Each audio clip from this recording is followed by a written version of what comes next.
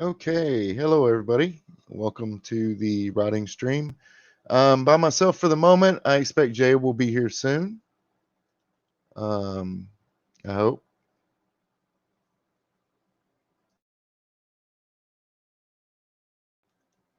Had to cough there for a second. So, share my screen. Let me bring up here's the story notes. Let's see.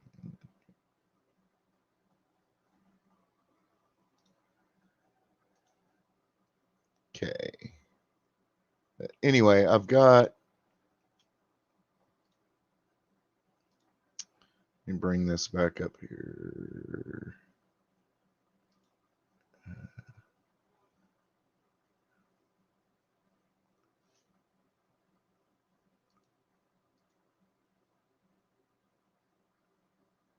There we go. Okay.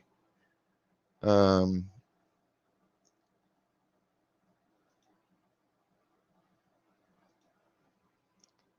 So, if you remember, we did all this um,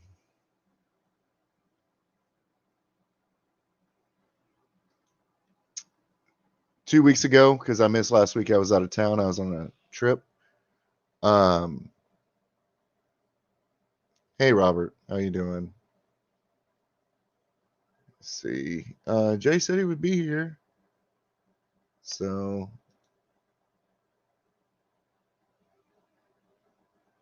I'm just trying to fill in the blanks, the holes while we're waiting on him. So let me do this. What I did was I cut the story off to keep all the notes on one page, and then I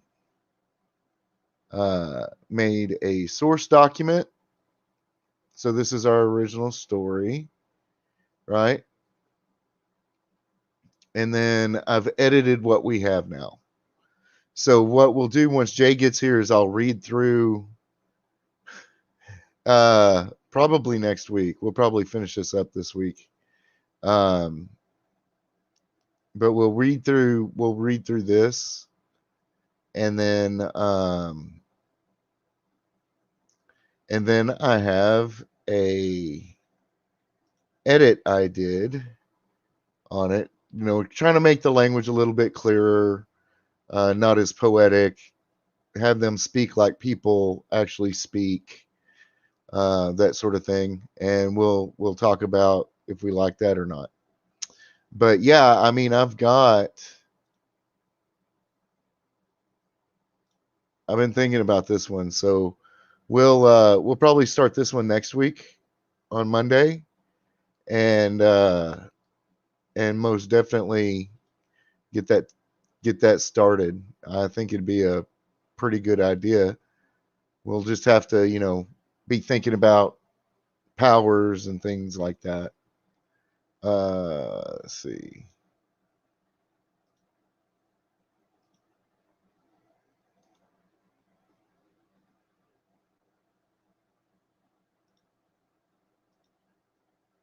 Let's see. I'm trying to see if he's on.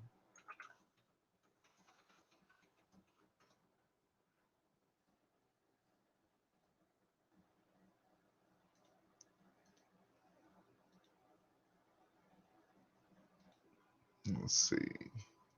Okay, so I'm just gonna go ahead and start with this part, and then once Jay gets here, he can jump in. So I'm gonna read what we had before, based on these notes, and then I'll read you the edited part.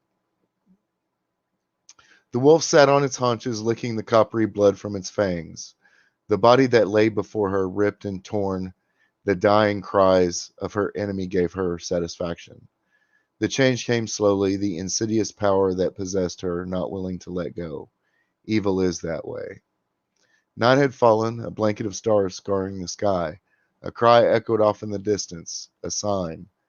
The cry was neither human nor animal, but something foreign, not of this world. The change was painful, like ripping the skin from your bones while those bones broke. Sina, naked and gasping, felt the cool breeze against her blood-ridden skin. Surrounded by 40 acres of nothing, the lone witness of a solitary mule. What have you done? A man's voice asked. Sina jerked around to find Trampling Horse, whose eyes searing with judgment. The guilt almost overwhelmed her. She could only remember bits and pieces of what she'd done. However, those bits and pieces told her a story of ravening anger and brutal finality. The story froze her soul. Another voice, deep and gravelly, came from nowhere. She is fulfilling her bargain as a testimony to her master. Trampling Horse spun around trying to find the source of the voice. Only the lone mule stood in sight. Master, he demanded in the engulfing darkness. In that moment, Horse realized the voice was not physical but a projection of thought, an interloper of dreams. It is done, Sino whispered. Indeed, the voice told like an ominous veil. No, Trampling Horse argued, you must cast aside this power. It is and always has been evil incarnate. The witchery way. The inhuman laughter of the detached voice faded away. Give it up? Look at what I've done. The power.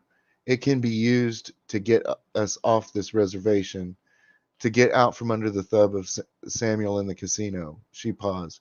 And when I'm changed, I can see again. Trampling Horse looked into her now milky eyes and shook his head. The witchery way is evil. Is it though, or just the people that use it? Why give up something I've searched for my entire life? Power over my own destiny. Even though he knew she couldn't see him, he raised his hands in mock surrender. At least come with me to seek, walk with spirit. Do you not understand? She demanded. You can see the gold of the morning light, the green of the clover our animals feed upon, the blue of the sky marred by imperfect white clouds. She paused, taking a deep breath, and reached for him. I cannot even see the one I love most in this life. His hand rested upon her shoulder. Then let us go to walks in spirit. Perhaps he can help with everything. He cannot make me see again. He said as much. My heart, is that worth all you could lose? He took a deep breath of his own. Even me? Sina didn't answer him. Her milky eyes went, if possible, more unfocused. The craving to shift again already was almost overwhelming. She began shake her head and remembered the blood, the cries for mercy, and her own hate. Other memories followed on the heels of the first. Personal oaths she and Trampling Horse shared, the love she had for him, the paths they journeyed together. Okay, she said, her tone feeble, and let him lead her away. The skin of the wolf still gripped in her hands. The lone mule watched the pair leave the field from the shadows of the trees. If the mule could express smug satisfaction, it would have. Okay, so we got that's what we wrote as a community, and I just did a little edit. So right now it's 616 words, and that's without a title. And then if we go to the edited one, um, it is 1,002 words with the title. So I've kind of clarified some things. It still needs a little bit of work, but I'm sure that'll pan out. So let me read this one, and then if Jay isn't here, we'll continue on. Hey, Tom Prophet. So this is what I edited it to. The wolf sat on its haunches, licking the coppery blood from its fangs. The body that lay before the bitch wolf lay before her, ripped and torn. Echoes of the man's dying cries of her dying cries continuing to provide satisfaction. Must have edited that messed up. Like I said, it needs a little bit more work. Let me start over. The wolf sat on its haunches, licking the coppery blood from its fangs. The body that lay before the bitch wolf lay before her, ripped and torn. The echoes of the man's dying cries continuing to provide her satisfaction. Ah, there's Jay. Hey, Jay. Hey, So, I'm just reading the edited form of what we have so far. Okay. Okay, cool. So I'll start from the beginning since you popped in just in time. I was wondering what was going to happen if you didn't show, but we'll go because you keep an eye on the chat for me sometimes, and Right. uh, Hail, so Top Prophet. Hi, oh Robert. yeah, yeah, it's really late for him. We may have to do like a special edition one morning sometime. Did you read what he Yeah, just said? yeah, I see that. I can hear you, Jay. Yeah.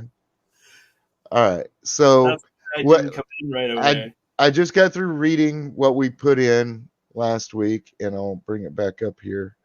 I kind of strip the source material away from it and have its own document. And then this is 616 words as we wrote it. Nice. And I believe now it's like 1,000 words, the edited version. Yeah, 1,000 words. But this one includes the title. So um, I kind of clarified some things, made them speak like real people instead of poetically. Um, that's how I write. So when I'm just, it's coming out of my head, they talk a lot more artistically than Yeah. normal people would, and I always have to go back and edit that. I get So that way too sometimes, which is kind of funny, I yeah, guess.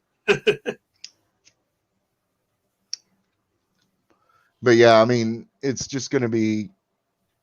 Well, you'll see the stuff's still in there. Everything that we did is still in there. I tried to clarify the blindness stuff from the beginning, but it still needs a little work. Um, I know some people do, but most of your readers are not going to understand that. An editor will, I mean, at a publishing house will throw that in the trash as soon as he sees it. I mean, unless It you are specifically pointing out a certain character that waxes does that? poetic. Yeah. Yes. Yeah. Like a good example of something like that is Misery, right? Yes. Most people do not walk around swearing like cocky doody doo or stuff like that. Right. But Yeah. my grandmother's last words on this earth it was "oh fiddle" when she had her Exactly. stroke. She Yeah. spilled milk when she had her stroke, and that was her last words was "oh fiddle." Wow. So there are people like that, but he went into her backstory and why she was the way she was, and it explained it. If he hadn't have done that, that book would have not been well, it would have been published because he's Stephen King. He Yeah. basically owns his own publishing house now. So, um, you know, whatever. But just if I had sent that in, it would have got thrown in the trash as soon as they saw it, without any explanation of why she spoke that way. Right. So I just updated it, made it make more sense, made it flow a little better, maybe. Right. And I haven't read back through it after I edited it, and I already had to fix some things. And when you think about characters too, like Yoda, who speak a totally different form, which is actually an older type of speak. Well, yeah, because Old English put the predicate Mhm. before the subject, and we Yeah, put the subject before the predicate, and that's the only difference. I just remember. There's this old fan film that somebody made. It's a really good, funny fan film called George Lucas in Love, and Yeah, one of I saw that. the main characters like, "Can you speak more forward?" Yeah, forward more you should. Anyway, all right. So the wolf sat on its haunches, licking the coppery blood from its fangs. The body that lay before the bitch wolf lay before her, ripped and torn. The echoes of the man's dying cries continuing to provide her satisfaction. The change came slowly, the insidious power that possessed her resisting the woman's control. Power of any kind has a price, but this power was evil, and evil never wants to let go. The change was painful, the skin splitting and sloughing away, ripping her nerves, filling her mind with absolute, unqualified pain. It felt like her bones were breaking as her hide tore and ripped. There was nothing in her experience to compare it to. Night had fallen, a blanket of stars scarring the sky. A cry echoed off in the distance, a sign. The cry was neither human nor animal, but something foreign, not of this world, something of the dark. Sina, naked and gasping, felt a cool breeze against her blood-ridden skin. Surrounded by acres of wilderness, nothing but a lone mule to bear witness. "What have you done?" a man's voice asked as someone approached. Sina jerked around to find her fiancé trampling horse, his eyes worried and searing with judgment, though she could no longer see his beautiful and caring eyes. Guilt hit her as she glanced down at the body before her. It almost overwhelmed her. She could only remember bits and pieces of the mauling she'd given the old shaman. The story those bits and pieces of memory told was one of ravening hunger, unhampered rage, and brutal finality.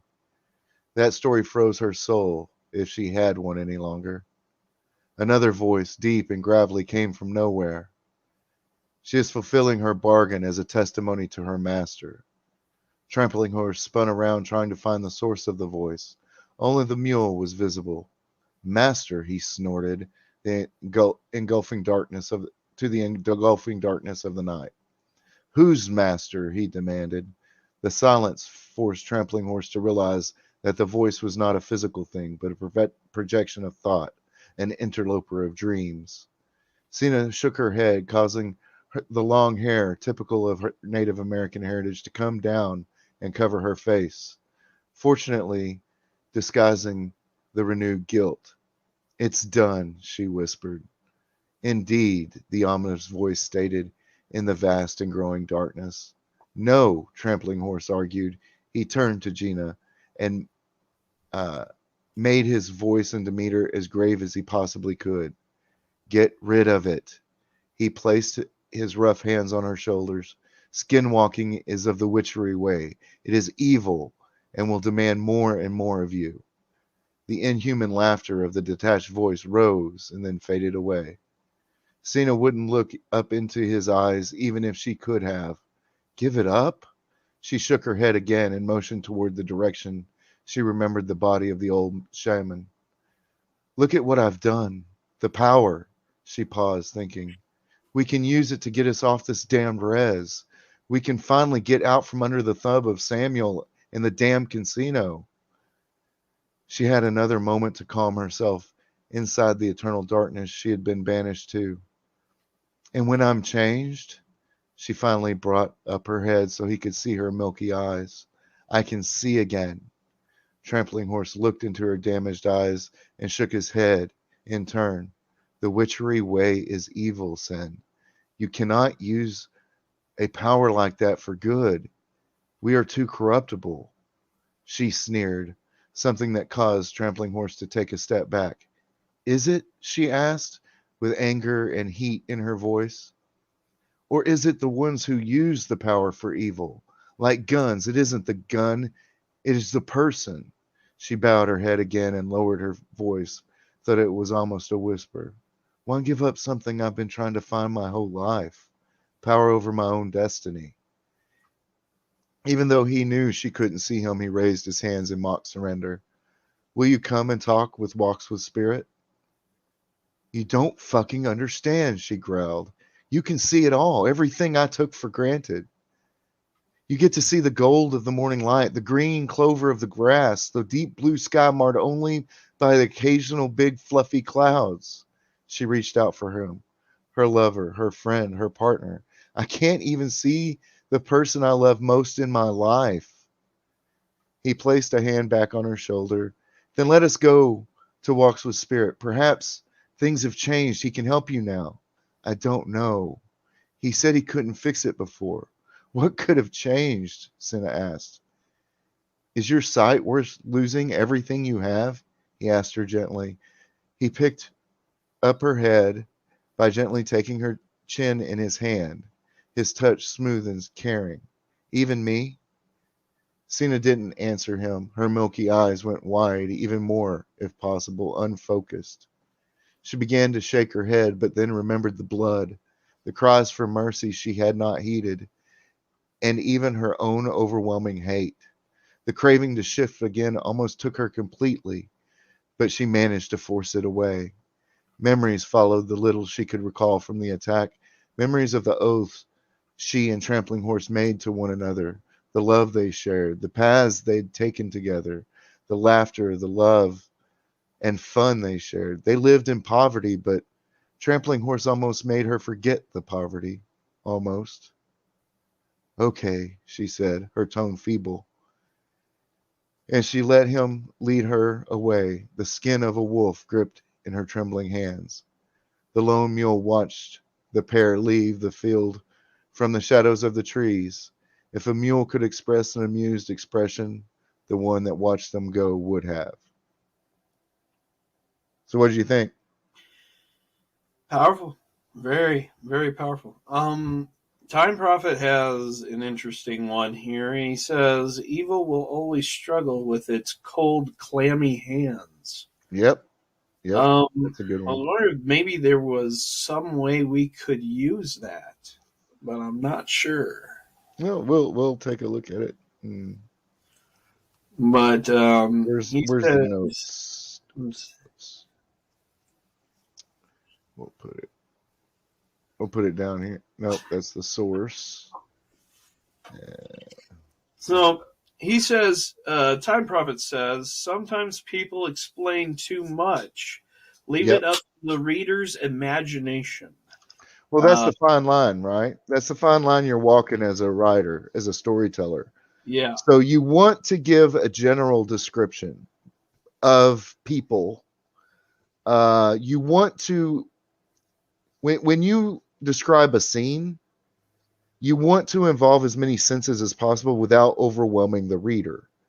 So, for example, Stephen King uses the example of a guy going into a bar, right? And what he does is he has the guy enter the bar, and it's like going into a cave because of the difference between the light and, the dimness of the bar. Mm-hmm. And so he describes the dimness that way. And then the smell of onions and steak cooking. So you've got the odors coming through. It's more imperative to do this in a novel format, because in a short story format, you're limited on your length, right? So like if I post a story that's about 40 minutes long, I'll get a good I'll get where people can stick with it, right? In one viewing. Right. Now, those stories that go an hour or more, I'm getting, multiple viewings, but they're having to pick it back up later, right? So that's why a short story format is, and I like today I had to edit my next few episodes of Circles Riven because the chapters get longer and longer, so I'm gonna have to start cutting them down, in order to get them on there. Yeah, it makes sense. So yeah, you want to give a general enough description so that somebody else's imagination can take over. The problem with media today is that, number one, if your story doesn't move very fast, you're not getting published by a mainstream publishing company. Lord of the Rings would not be published in this day and age because there's too much exposition. Definitely, yeah. So pick up a book from 20 years ago and then pick up a book from now, and you'll notice that it's all dialogue and action, almost totally, except for people like Stephen King and things like that. And you go way back to people like H.P. Lovecraft and Edgar Allan Poe, who were geniuses not only of their time, and I think, in my opinion, that they're still relevant today, at least in my headcanon, you know what I mean? Well, you know who one of Lovecraft's best friends was? Who? Robert E. Howard, who created Conan. Oh my goodness! Wow, that's awesome. Who was also a backwoods redneck hick. Yeah, that's great. And those stories are almost totally exposition. Well, the funny thing is, you look at H.P. Lovecraft. His biggest, he looked up to Edgar Allan Poe. And then you look at Stephen King now, he looked up to H.P. Lovecraft and Edgar Right. Allan. Right. He brings them up a lot in some of the interviews he's talked about. Time Prophet had also said here, the problem is with most people is for changing their story. They're changing their story because they are worried it won't get taken up, and you shouldn't be afraid to write what you want. To me, that's kind of true, yeah. Yeah. Because, like, what is the point of what we're doing here? I think is we're trying to prove a point that it's not these major conglomerations. We can do it too. We can write good stories if we come Yeah. together. And like what you've been saying at the end of the videos, we come together and we come with a however you put it. I can't remember exactly. We're writing, our life is our story. Yeah. Everybody has a story, and it's going to be told someday in some way. I have that belief. I have a true belief that there is an omniverse, and creative people can see into these other worlds more clearly than other people do. Mhm. And that's not to say that other people in other parts of dimensions, because that's dimensional theory, right? Anything you can imagine is real somewhere in a different reality. So that being said, it's logical to think that somebody else may be seeing us and telling our story. So that's a belief I have. And it's actually there are string theory. There are actual I can't think of them off the top of my head, but I did some research for a paper when I was in college. There are scriptures in the Bible that allude to this. And I believe that's why we cannot ever understand it, because it would take a being with omniscience to have created omniverse like that and keep track of it. Makes sense, yeah. Hail Myriasphere Origins. Hey, how you doing? Welcome. So, what did you think about the edit of the story? Was it better? Oh, I see where you're saying string theory. Yeah, Time Prophet had said string theory. I Yeah. wonder why you said it like, yeah, exactly. Yeah. I didn't catch that. Yeah. Yeah, string theory. Yeah. So, did you like the edit? I did. Yeah, I definitely did. Are you asking me? Or are you asking the everybody? Chat? Did y'all like the edit better than the first one? Robert is giving it a thumbs up. So yeah, good. Yeah, I mean, it still needs a little bit of work because of the blindness thing in the beginning. Yeah. But it's one of those things I'm probably going to have to edit it a couple of times to make that smooth. I kind of like this quote here. I don't know why, but Time Prophet says, "I don't write for a publisher. I write for myself." That sounds such a slogan. That's the point. That's the point of all this, is because you can't write for a publisher anymore, because they're investing themselves into critical literary theory. And so you have to be woke. So I've noticed some of my favorite authors, their stories are starting to get more and more woke. Now, I will admit that could be because it was that I'm noticing it more because of what's been going on with movies and television. Right. But because typically writers are very liberal people, very lefty people. And I do have tendencies toward that, but my, brainstem pushes me back the other way. I mean, to be honest, there's nothing wrong with being left. There's something wrong with being far left, if you know what I mean.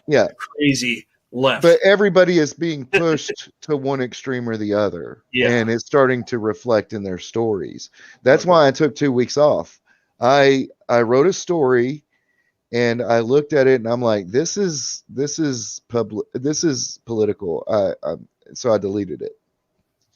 And then I took a couple weeks off. I've been playing D&D with my kid and his friends, and so uh, came back re-energized, and the first thing I get on YouTube and see is political stuff. Yeah, yeah. So, It's everywhere now. It's so annoying. Time Prophet says, I couldn't find the thumbs up, but it was good. And then he said, I am not left or right. I have written characters who are both. yep, yep. And that's the thing is that they were talking about method acting. Culture was talking about method acting the other day on one of his streams, and that's how I write. I have to know that character well enough to be able to put myself and write it from a first person point of view. Exactly. Right. So I've been a serial killer. I've been a hero. I've been a dragon slayer. I've been, these things because you have to get into that kind of mindset. Fortunately for me, it's all in my head and on a page, and I can get up and be myself. Right. You wouldn't Actors, want to be I couldn't imagine that. you Walking wouldn't want around, to be serial killing dragon slayer. yeah. So okay, uh, so this is good. Let's go back over to the Maya Spears original. says, you got this. Yep. Uh, source story. Okay. So let's actually go down to the next page. Time Prophet says he beat up a box of Weetabix. Is that a type of cereal? He says just a serial killer. I Weetabix. guess it's the one in the UK. Okay, yeah. All right. So now I guess I love that type of. we can do a scene. We can introduce Walks with Spirit, and then is that me echoing? Um, and then we can That might be 1 second. and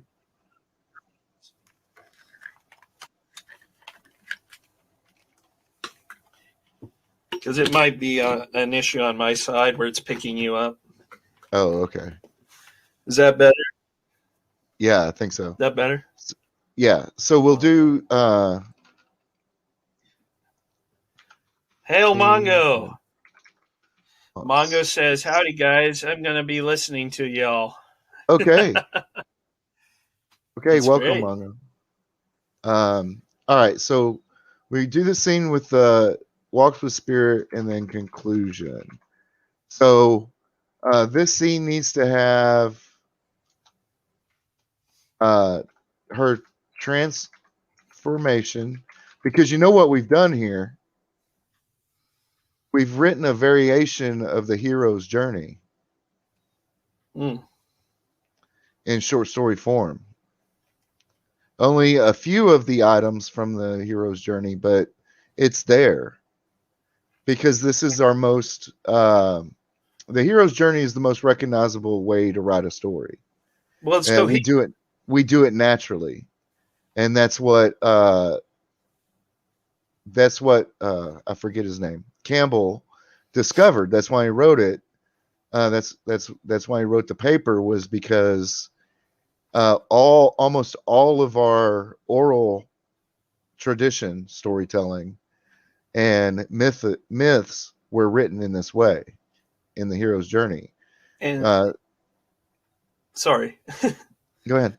It easily gets you from point A to point B. Right. So I see as a really good timeline, a good thing that I think, in my opinion, should be taught in schools. It wasn't taught enough, even in creative writing. Right. But I think it's definitely. Good night. Good night, Tom Prophet. Good night, Time Prophet.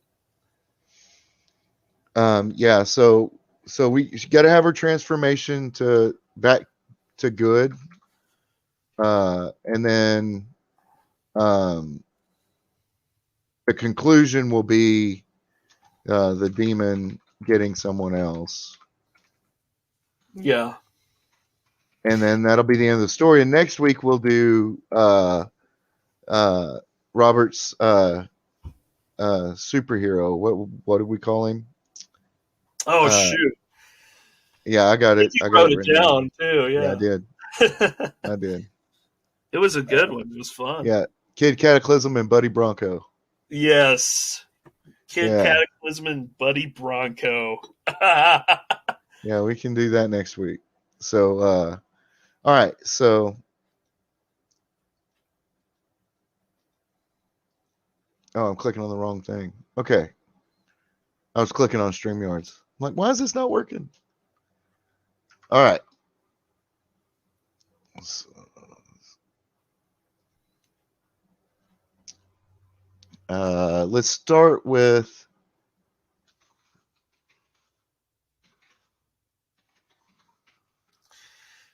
My sphere apparently sent you something. Oh, yeah. I'm actually writing you a thing. Of my thoughts on it. So you should get that probably about 30 minutes after the stream tonight. Um, yeah, I really do like it. I really do. But um, yeah, I just have some thoughts on it. So where I think it could go and all that good stuff. It's really, really great. I like it. So, but anyway, so they're going to uh,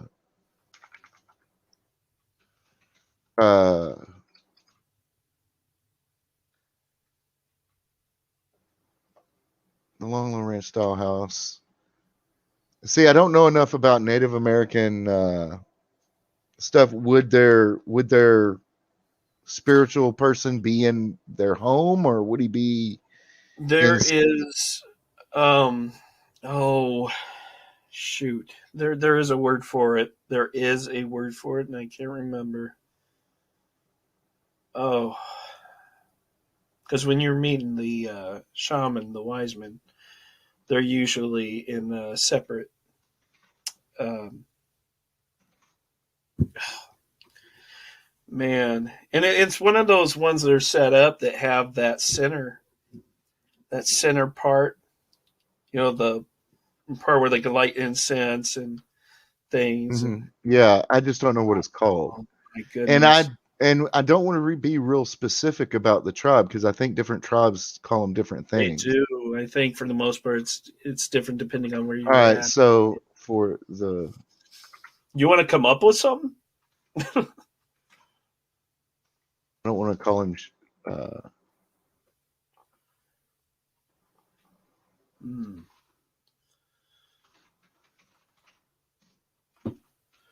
Reversations, well, reservations, spiritual. I'll look this up later. Yeah. I'll look it up later and see what the proper term is because I don't want to be stupid about it Right, when it's definitely. something I can easily look up. So we'll just highlight that. I'll look it up later.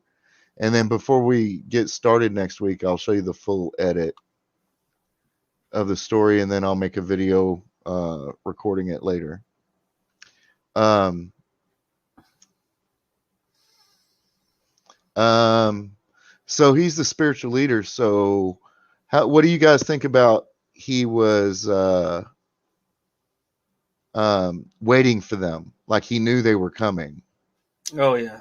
definitely waiting for them.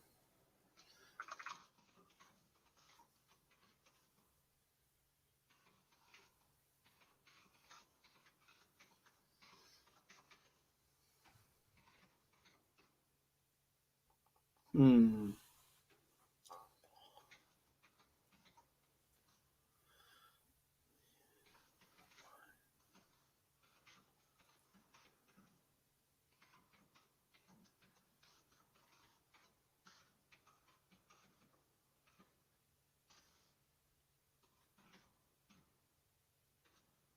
How's that?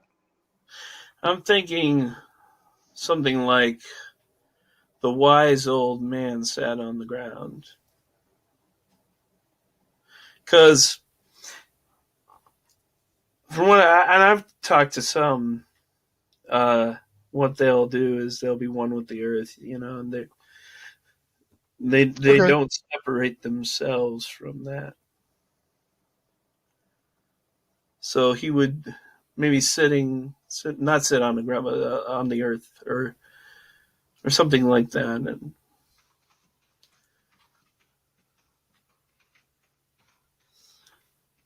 cross-legged, yeah, on a patch of bare earth. Perfect.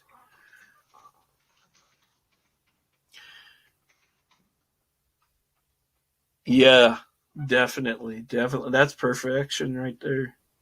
That's good. A little more than Sandstone, sandstone. more than a sandstone patch. This was a holy place, but he Oh knew. no, no, no. The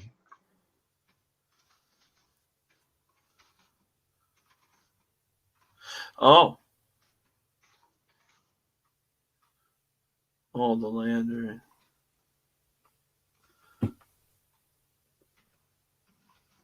and nature were spiritual to them. Yep. all right. Let's keep this in mind. I'm gonna put this on the notes because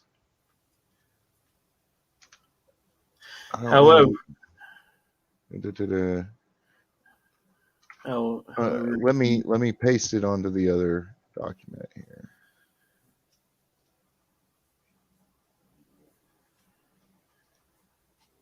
Oh, I believe that's what he said.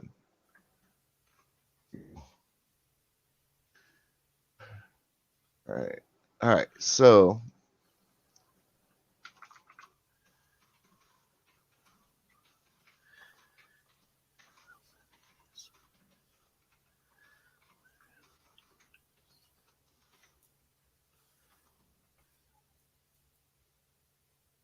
how's that? the old man sat cross-legged on a patch of bare earth that was little more than a sandstone patch. I'll find another word later. Without even opening his eyes, the gravelly voice commented, "Sit." Pretty good. Yeah, yeah, yeah.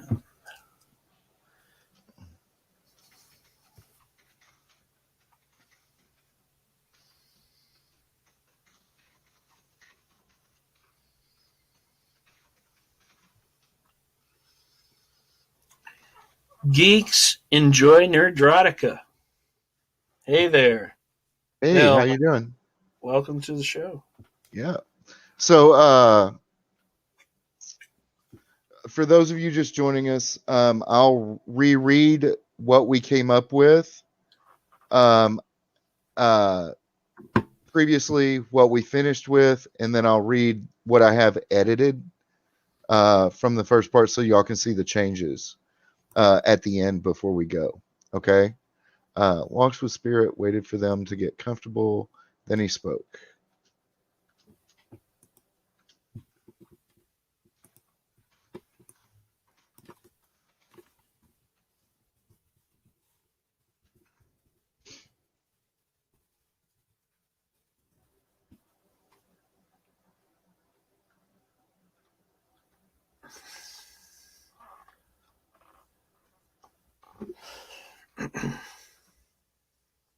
I mean, if you guys have suggestions, jump in at any time.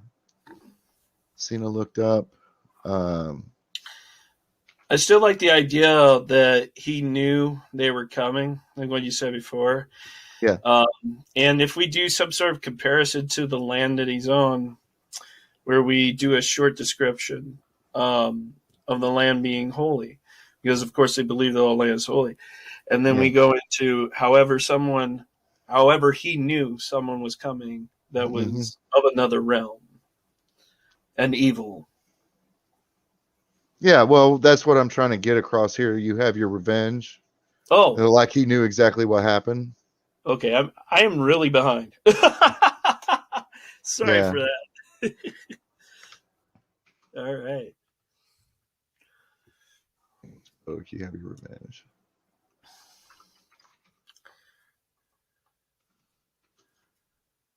Hmm. And even Klingons know that revenge is a dish best served cold. Correct. By that great the great Klingon writer Shakespeare. Right? Yeah, yeah. What was that in the third movie? uh, they even said though they were like, he could have been Klingon or something like that. Yeah, well, yeah, but that was the joke. Yeah, Is that the guy's like, yes, he's a great Klingon or something? It was, it was good though. yeah. All right.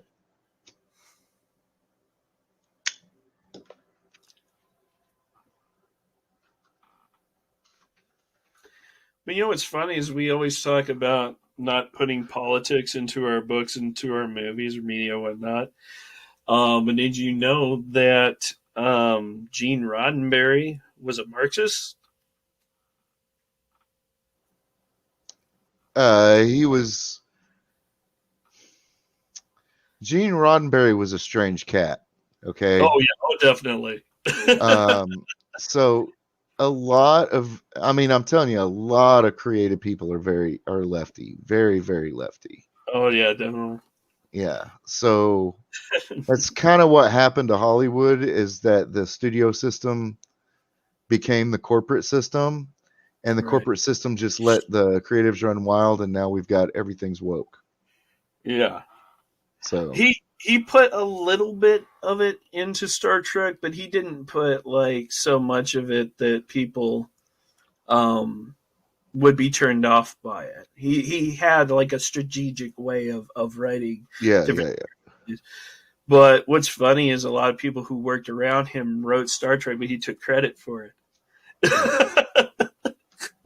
So it was kind of interesting. And you're right, he definitely was one of those really interesting cats.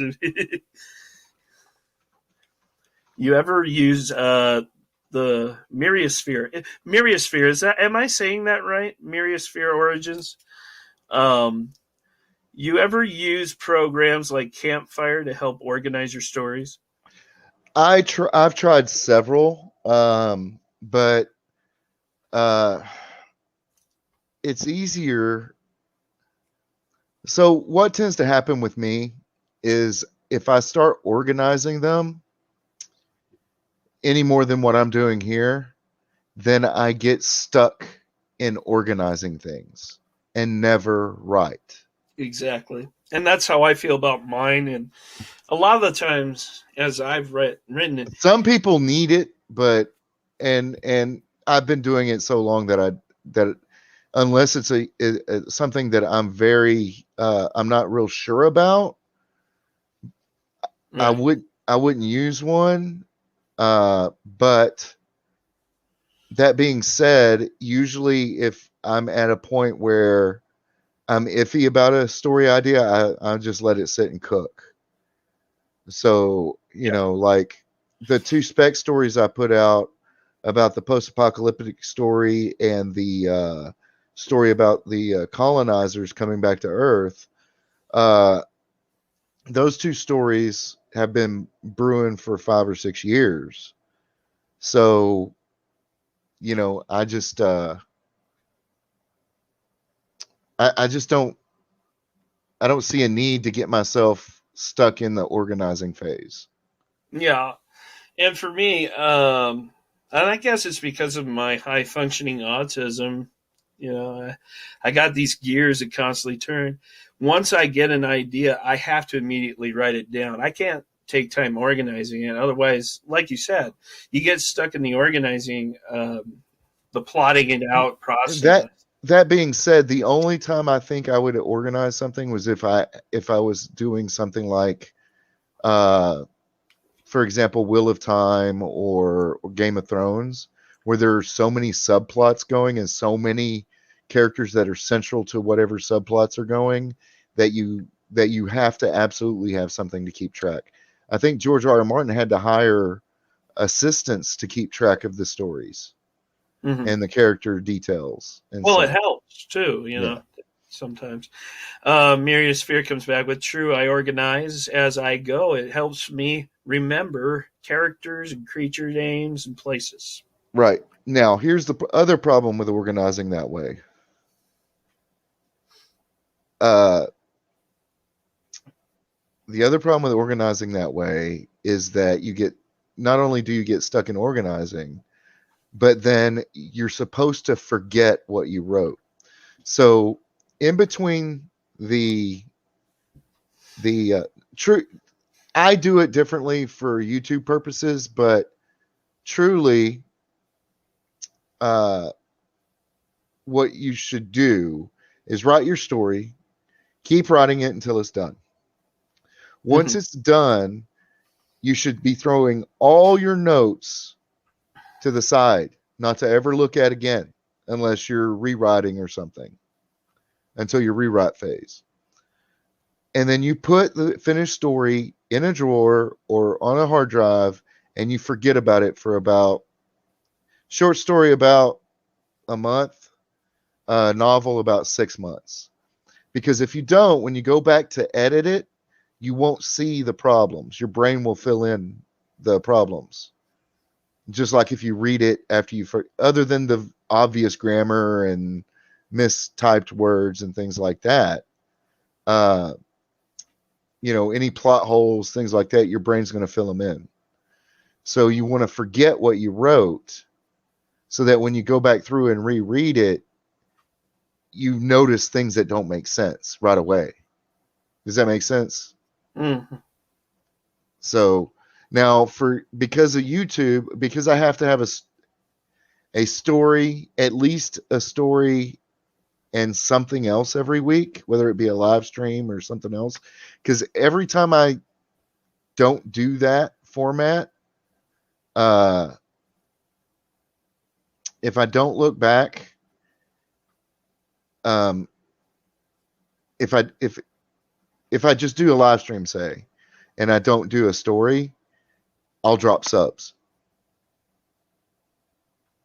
Real fast. YouTube will stop, let me have my subs. So it's crazy. But Yeah, like definitely. I was talking today, I mentioned to the Atlantean because he was talking about the same thing. Every time I get a bump, I get a loss the day after or the next day, right? And then they're taking views away from me too, and they're legitimate views because I write audio stories, so people listen to them over and over again. And then my family, like I walked in today and my mom was listening to one of my stories on my YouTube channel and she wasn't signed in. And I'm like, Mom, sign in on YouTube so that you can leave a like and stuff.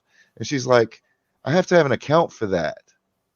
Right now, I just go to the bookmark page and just listen to whatever's new. Hmm. So, and what they do is if it's not a logged in account and you get multiple views from the same IP, they start taking some of the views away. Oh, wow. At least that's what I suspect. You know what I'm saying? I mean, it makes sense. Yeah. Yeah. Because I'll go from 127 views to 50. Like 2 days later. I'm like, okay, whatever.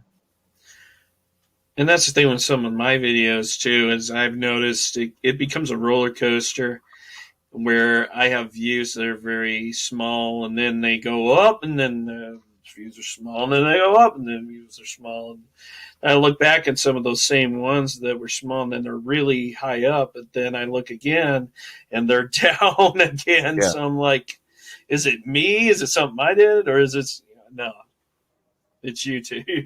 Yeah, man, that's the way. And I tell people every day, if you want to write, just sit down and write. It doesn't matter if it's good, if it's bad. It's most likely going to be bad if you've never done it before. And just keep doing it. just keep doing it. Uh, you have to read a lot and you have to write a lot. Well, like with And this recent one that I want to do that involves you and Mongo, um, I really want to do something good here, but at the same time, I want to do something different. yeah, Um, I want to do something that deals with the lead character being a man, and this time I want him to be a man's man, because I'm kind of tired of all this other stuff that I'm hearing. I want to have all those snappy one-liners back. So I'm right.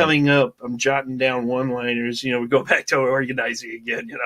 Yeah, Don't do that, but I'm yeah, still writing them down because I want to make sure this guy has snappy one-liners and is a cool yeah, dude.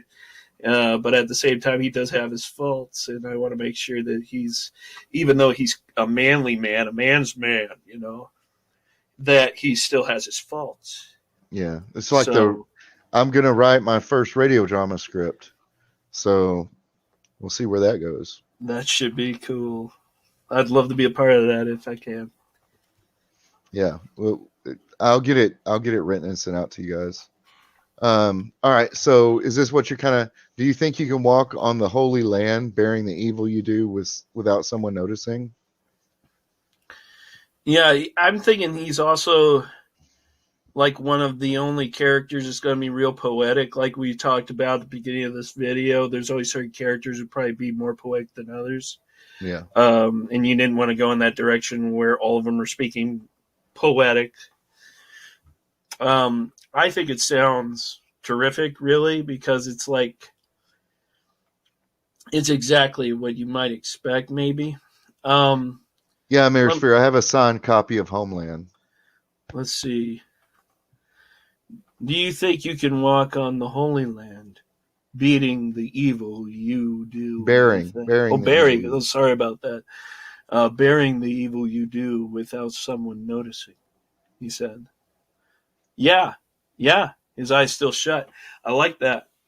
Um, he doesn't even have to look. He knows they are there. He can feel it. He's wise. He knows these things. He's attuned to everything, to every sound, to every Yeah. spirit. Uh, Yeah, definitely. let me. R.A. Salvador. Uh, Yeah, I have Marius a Fear. signed copy of Homeland. Oh, okay. Yeah, yeah. Yeah, He that's just happened to cool. be in Dallas, so that was the first book I ever read by him. Uh, Yeah, and you talk about like a lot of these writers going back and uh, oh, before when we were talking about some writers nowadays are changing their stories or changing how they write certain ways, and Timothy Zahn's a real good example where, and I haven't read it, I don't plan to, where I guess he got paid enough to go back and rewrite Heir to the Empire, the Thrawn omnibus. I won't touch it yeah, because I know what happened and I enjoy the originals, and I just can't accept it. yeah, I just can't, and it's upsetting because I was at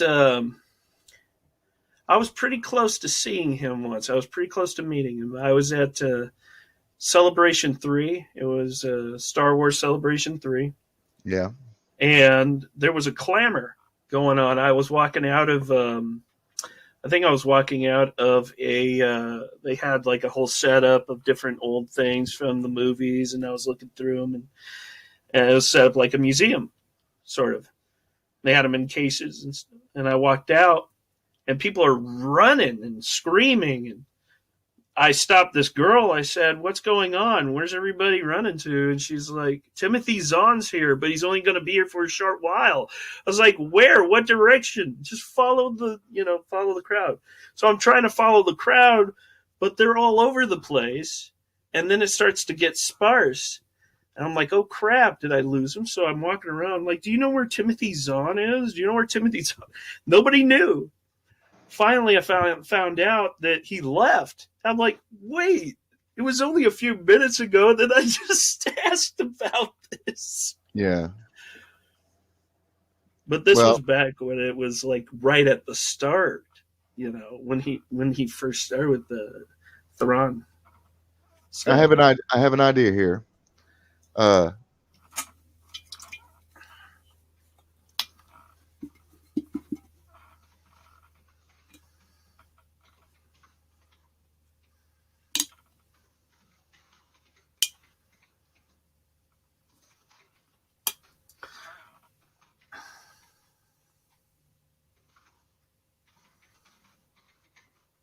living in Missouri, never get to meet cool people. Oh well, they never come here. well, I've been to Missouri a few times, and I call it that because I have an ex that lives there. Oh my. I was born in Missouri. Hmm. Yeah, my last wife is from Missouri as Yeah. well as a former fiance, and she used to get so mad for me calling it Missouri, but but she called it Missouri, and I guess from some parts of the state they call it Missouri, and other parts of the state they call it Missouri. So I don't know. Wow. I don't know what it's So actually so called. maybe you could call it Les Miserables. I guess. Yeah. Fortunately, not all my exes live in Texas. Oh, my Most of ex lived in Texas. most of them do, That's but good though. uh, That's a song too, isn't it? it is. Yeah, yeah. All right. Uh,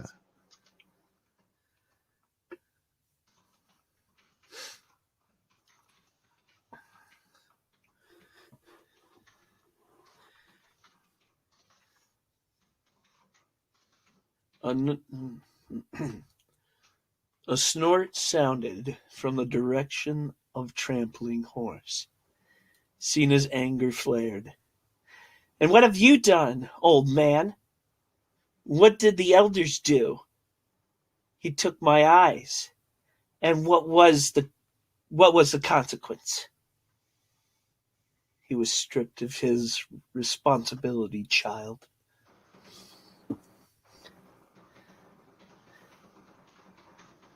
His job, his place among us, to be destitute forever.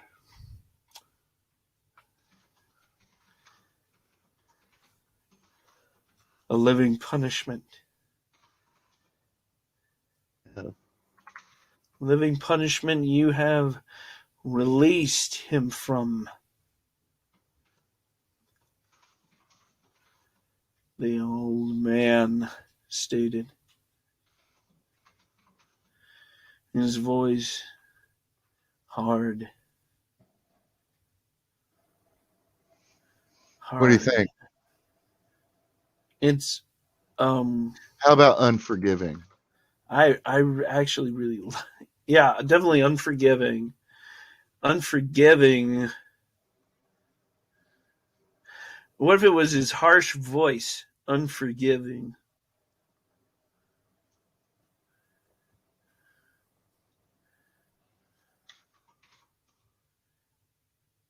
All right, let's read back through it. The long, low ranch style house that was set aside for the reservation's spiritual leader. Uh, uh, or something. I'll fix that later. The old man sat on his rocking chair, watching them approach. No, no, no, no. That we'd change that to this. The old man sat cross-legged. I don't like that intro, but I'll change it during the edit. The old man sat cross-legged on a patch of bare earth that was little more than a sandstone patch. Without even opening his eyes, the gravelly voice commented, "Sit." Walks with Spirit waited for them to get comfortable. Then he spoke. You have your revenge? Cena looked up, startled. How? But he held up a hand. Do you think you can walk on the Holy Land, bearing the evil you do without someone noticing? He said, his eyes still shut. A snort sounded from the direction of Trampling Horse. Cena's anger flared. And what have you done, old man? What did the elders do? He took my eyes, and what was the consequence? He was stripped of his responsibility, child, his job, his place among us, to be destitute forever, a living punishment you have released him from. The old man stated, his harsh voice unforgiving. Nice. And it's, even though it is harsh, it's beautiful in some way. At least in my opinion, hearing that, it's very descriptive without being descriptive. Do you know what I Right. mean? Yeah, yeah, I think it sounds really nice. Like yeah, like it hooks you, and what he's saying, something about what he's saying gets you.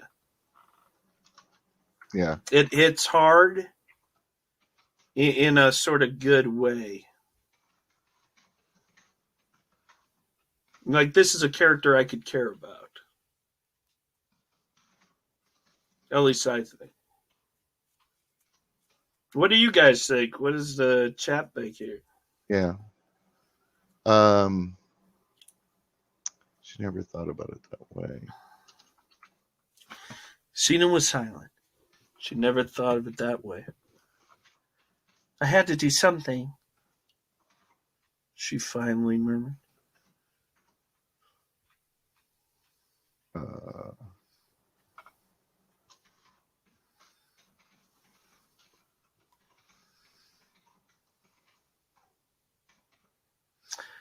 Walks spirit opened his eyes.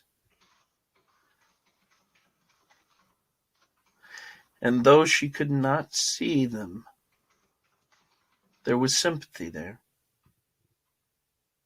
kind of the dual, what do you call it, tough love kind of thing. Mm-hmm. Kind of Yeah. balance the harshness with that. Mm-hmm. Definitely. Well, we could say something like she could really feel it. Or not necessarily in those Right. words, but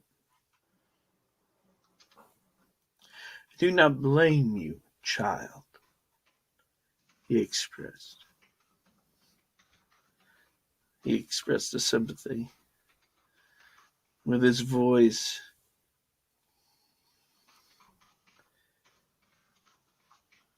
Since she could not see it.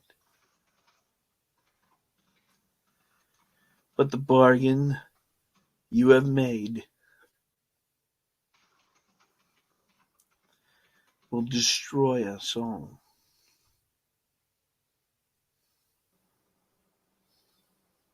Mm-hmm. Mm-hmm. And that's a poignant Yep.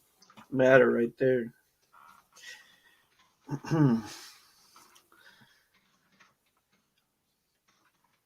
What can we do to get rid of it? Trembling Horse asked. The old man turned to him. That depends.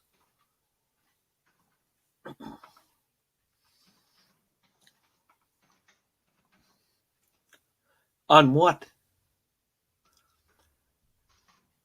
Yeah, trampling his.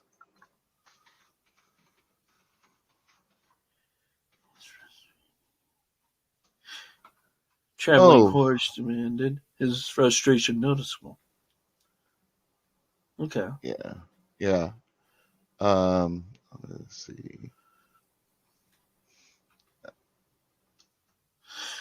The old man turned to his eyes.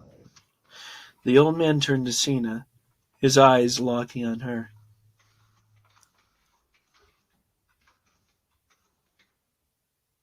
Whether she wants it to go, whether she wants to let it go or not. Mm-hmm.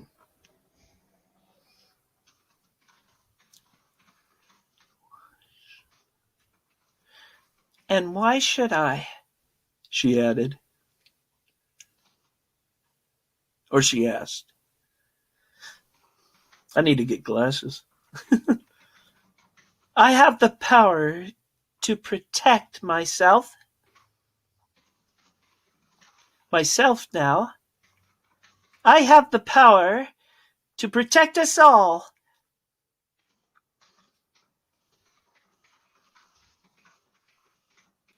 Why should I not use it?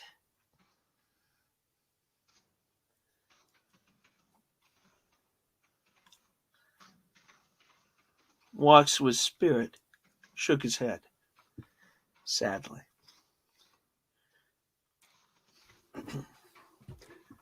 Because of where it came from. Because of what it will turn you into.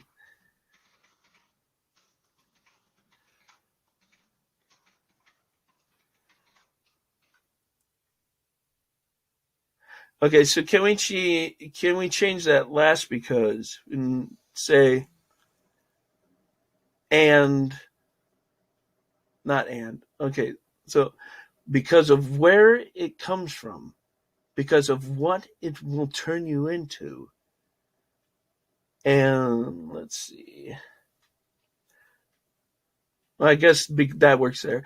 Because what is evil is always evil.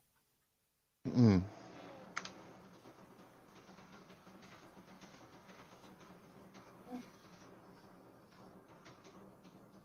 Oh, in addition. Okay. Yeah. Okay. Like a Yeah. final statement. Yeah. Yeah, I like that. I like that better than what I was like. So,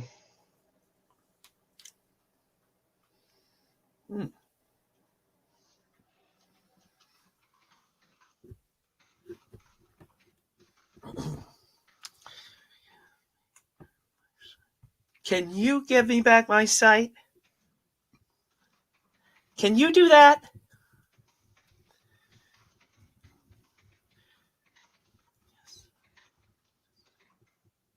Because I am willing to stay a wolf, or a bear, or bird, if I can see.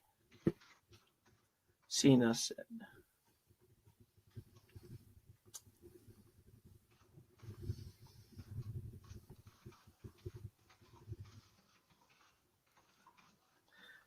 The old man's voice became startled.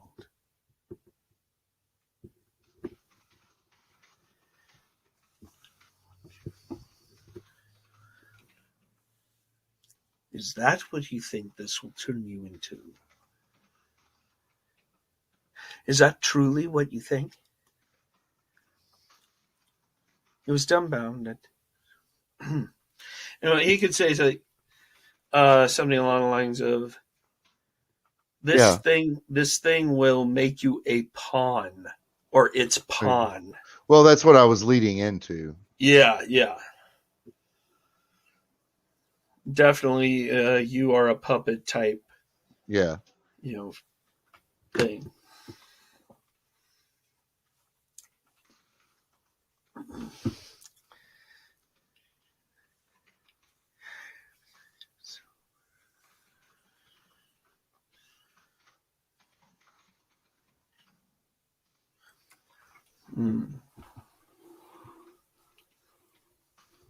This monster you have given yourself to will make you like it.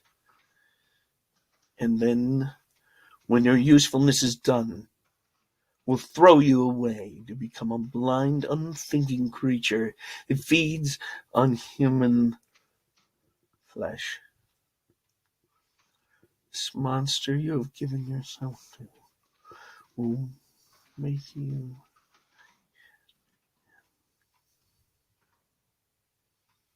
will make you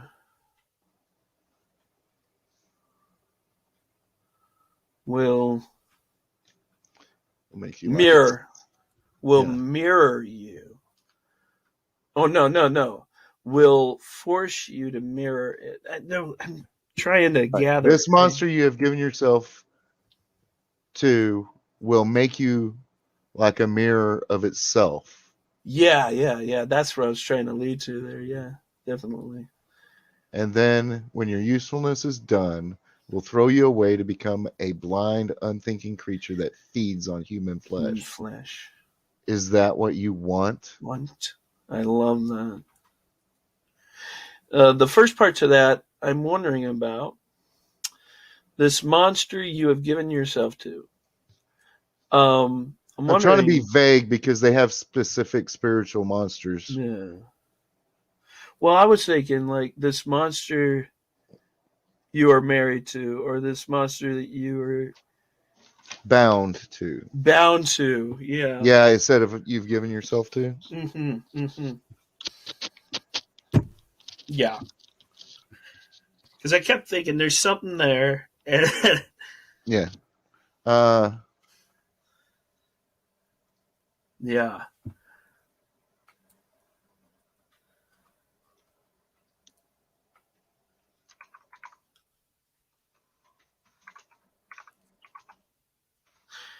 This monster you have bound yourself to will make you like a mirror of itself, and then, when your usefulness is done, will throw you away to become a blind, unthinking creature that feeds on human flesh. He growled. Is that what you want? There's a word for that they use too. I'll have to look into that. I can't remember what it is. Wendigo. Oh, yeah. Yeah. Well, there's another one too. There's like where they're unthinking and Yeah, Wendigo is too. Unthinking yeah, human flesh monster. yeah. But I'm trying to think. I know there's another one. I've heard that they believe in that wonders the earth. Yeah, I'm kind of mixing mythoses, but Oh yeah, um, yeah. I mean, When we you get called it a demon earlier, but I sent you a video. I think you'll really like that. I think could yeah, inspire some things in this too. yeah. It's really interesting. One portion of the video, he talks about these hunters that come across a camp, and they started using it as a hunting camp. And they had this little area where they would hide from bears, and if they heard a bear coming, they would rush to the little enclave and shut this thing that would hide them from the bears. But one day they were in this enclave. They were at the encampment, and they were listening to make sure that this thing wasn't the bear. And it's this loud hooping sound, and they had their own language, whatever these creatures were, and they never heard it before. And they raced back to that enclave, that little enclosure, and closed it. Well, the next time they brought recording equipment. Now, keep in mind, this is back in the 70s. So there's really no way to edit it on the spot. Yeah. So they raced into their little hidey hole, and they hit the recording button, and they recorded this unknown language. And he plays it for you in the video, and it is creepy as all get out. And they sent it to this professional, and it's a professional team at this college, and they were listening to it, and they said it is unedited. It is strange, and there's no way that a human, at least at that time, could emit the sounds that these things were doing. It was like an animal. It was like an animal trying to imitate human behavior.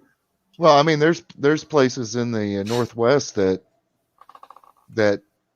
people have probably never even seen. Oh yeah. I love Myriosphere says it's Bigfoot. You know what? That's the answer to everything. There we go. It's Bigfoot. There we go. I didn't notice you there, Shell. Oh, sorry. Hello. He's probably away. It's because I'm short, isn't it? No, it's just I'm kind of new to hosting part of it, so I forget to look in the private chat. I just noticed. I'm It's sorry. it's cool. It's cool because I'm stuffing pizza in my face right now anyway. So I've just been Okay. lurking, listening, whatever, observing. Yeah. All right. Well, So yeah, I'll I'm gonna watch that video after Jay. So basically, we need to decide on a ceremony Mm-hmm. Definitely. that he's gonna do right there. I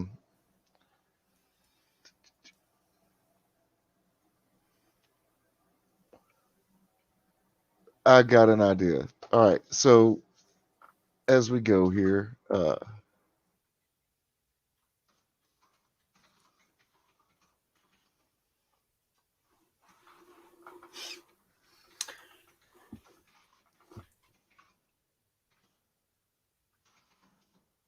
In the darkness, that was her whole world now.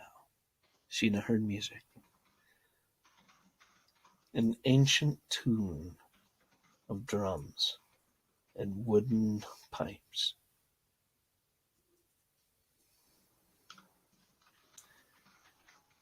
She didn't know how, but she could feel the people, her neighbors, her family, her friends with her. Not just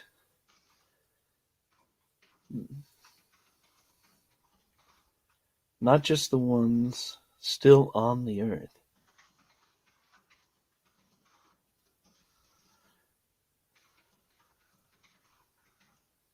but the ones who had already gone back into the earth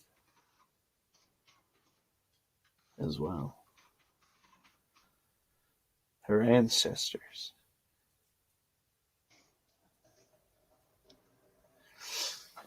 telling it from her point of view makes it easier. Wow. That way, I don't have to describe a ceremony I know nothing about. Right? Yeah, definitely. That's a perfect way of doing it too. It reminded me though, there's a show hosted by Robert Englund. I'm trying to remember the name of it. It's really good. I think it's called Truly Frightening or Truly Scary or something like that. It's kind of like Fact or Fiction. You Yeah. remember that show? Yeah. Yeah. I watched it all the time. Well, it's exactly what it is. Only this one, all of them are very true, very real, and it's all spooky tales from the past. But it's very, very real. They have evidence on this. They have news Oh wow. clippings and things like that. And it talks about creatures in the night. Talks about spirits. And one of the stories that Robert Englund talked about was there was this guy who was digging up. He had the job of moving not a funeral, dang it, a burial ground. And instead of just properly doing it, he bought out a bunch of child coffins and started hacking all the body parts and put them in child coffins and was just going to cheaply bury them in another place and keep whatever he wanted from the looted bodies. And I guess he was plagued by these spirits later on in his life. Yeah. So it was a really interesting story there, and it happened. It Yeah. sounds like it's a story, but apparently it Wow. happened. All right. So let's see. It's like totally real stories or Sasquatch Showback. I just saw that now.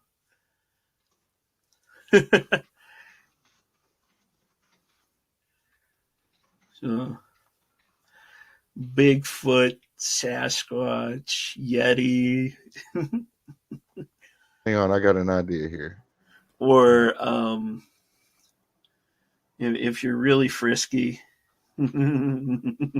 Wampa.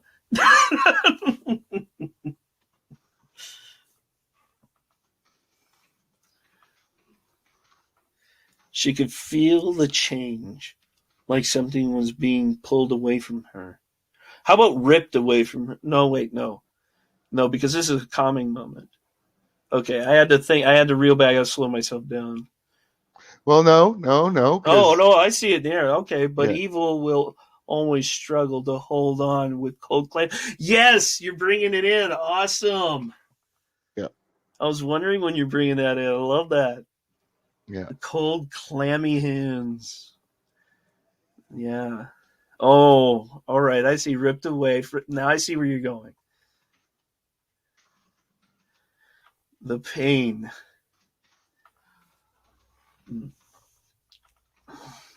The pain is the evil. It will not let go until you force it.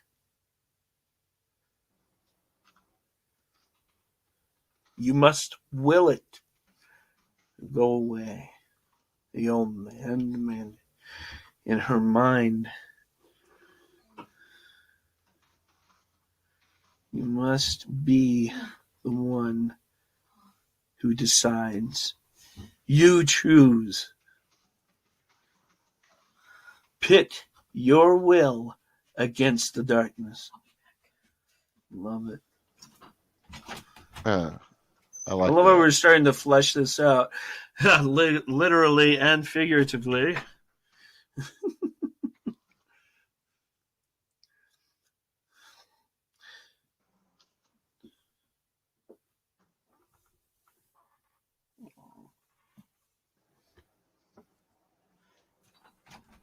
Go on, Sansa. Hold on. That was my dog. All right, little ones, ready for bed. So if I don't sleep when he does, I never get any sleep. So night all. Good night, Night. Myriosphere. I really hope I'm saying that right. Myriosphere. Yeah, he said you were. Oh, he did. Okay, I Yeah, didn't see that. he Awesome. said you got it right.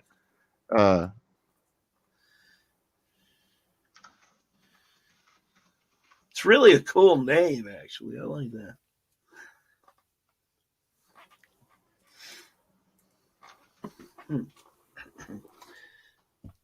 Cena struggled. She felt her back arch, but she didn't know how to fight.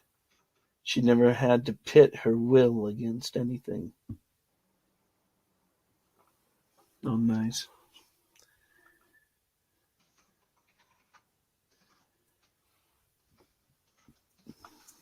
Music. Music picked up tempo. The drums taking over completely.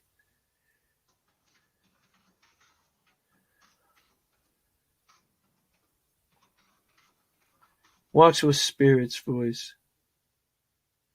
Mingled. Hang on.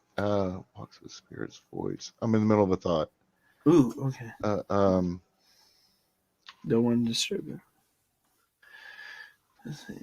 Rising and lowering in ancient forms.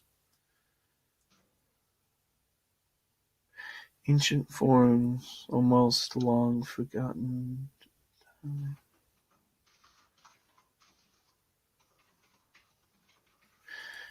Memories. Can we say vivid memories? fucking Todd.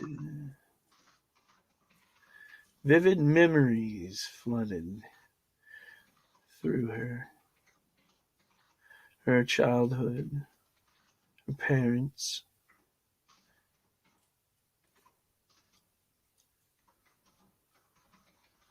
her awkward teenage years, and then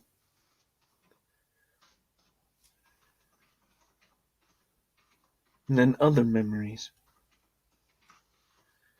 ones not her own, invaded her mind.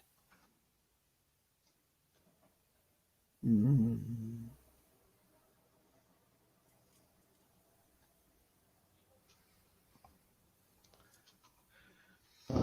Memories of blood. Memories of blood. of hate, carnage,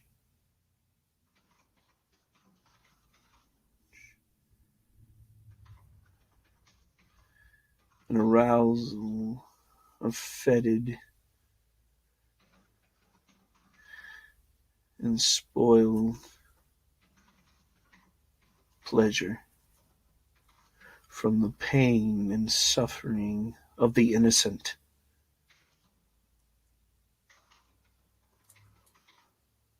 Man, this is so intense. This is cool. The ripping, tearing, or how about the ripping, gnawing, and tearing?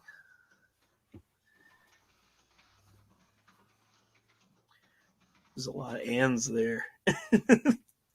That's a point. That's a artistic thing. Oh, Like before when he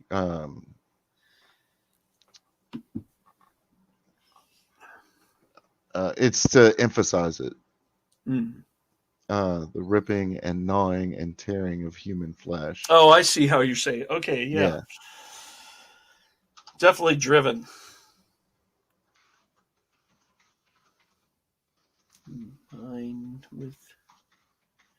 Combined with a feeling that could only be described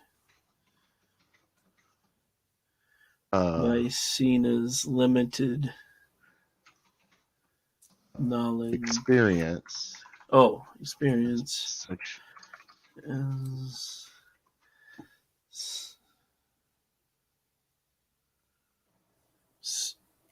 sexual desire. Okay. I think that's one of the most evil things is to combine death and blood Yeah. with sex. Oh, definitely. Yeah. So I mean, it's like, oh, this rose is red and it's beautiful, and I cut myself on one of those, and yeah, there's to blood. me that's kind of It's gross. wet and it's sticky. But I don't like pain either, and because it hurts. Yeah. So Yeah. I mean, and there's a lot of people into that too. Oh yeah. But it works, It definitely explains it. There's a really good a really, really, really good film called Event Horizon, which explains it. It It's one explains of the it first perfectly. DVDs I ever owned. Well, the thing is, it's all about pleasure from pain, that other realm. And then you look into Superman, it's almost the same thing because Apocalypse, and it's all pleasure from pain and other people's pain and each other's pain. It's sort of a whole portion of the aliens of Apocalypse are almost dominatrix like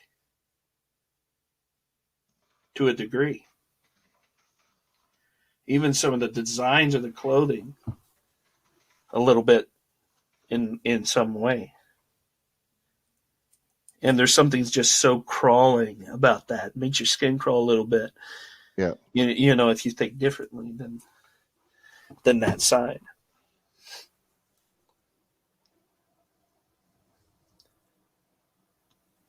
So that's why it's so perfect to describe it as what you're describing here. Yeah. It would be like I'm afraid of it, but yet I am being drawn to it. Yeah. There is something so powerful about, I don't know, like one man's pain is another man's pleasure, or however you put it. And in some ways it can be alluring.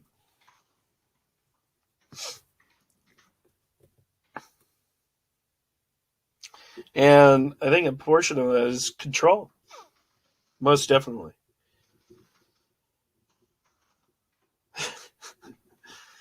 Shellback, I didn't even see that. I think Florida calls them skunk apes. I don't know why I missed that. Yeah, I've heard of the skunk apes. Really? Yeah. Wow. Yeah, those are interesting. And goes along the lines of there apparently was a Jersey Devil. But it's a really weird description of this guy. I guess he's got like a devil's tail. He kind of looks like a demon version of Jack the Ripper, and he leaps off rooftops and stuff, and it's really interesting. And the story, the legend of that is that he was birthed in a really weird manner, and I don't know. You'll have to look into the Jersey Devil. It's really, really interesting. And I asked a friend who lived in Jersey. I asked him, "Do you believe that the Jersey Devil is real?" He's like, "You mean that thing that leaps from rooftop to rooftop?" So even some people who live there don't take it too seriously. But it is a really interesting, kind of creepy, but kind of silly story as well. All right. Her fear of the glimpse of what she'd bound to herself,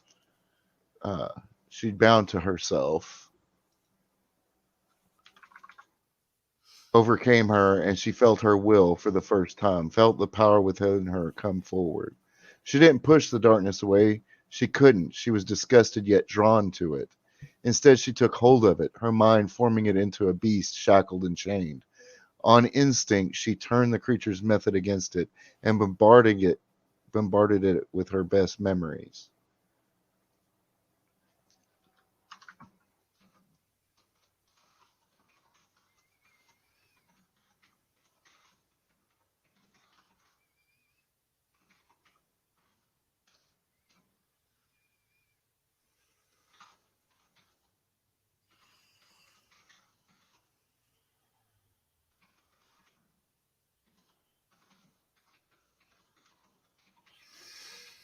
And the remaining here in light.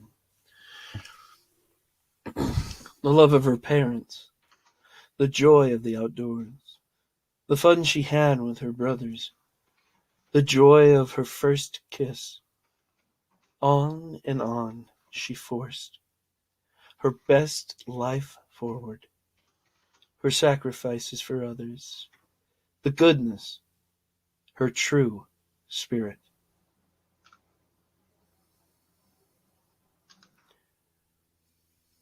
Light in its purest form. There you go. Her light in its purest form. Oh, I like that. Her light in its purest form. There we go. Oh, yes. I love that. She knew not how long she sat there. When she opened her eyes, she could see the smiling face of the old man who walks with spirit. Oh my gosh. You said it couldn't be done. Oh, you said it couldn't be done, she cried, tears streaming down her face.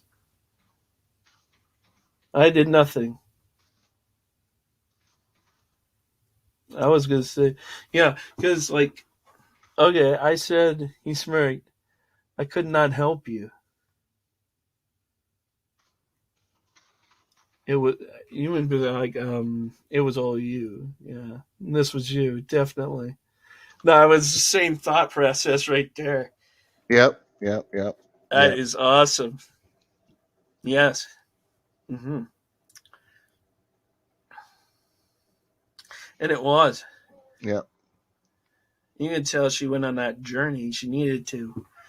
She needed to experience it. I think a lot of people can relate to that. Mongo's big thanks. He says, very nice. Thank you, sir. Thank you very much. Mongo's big thanks.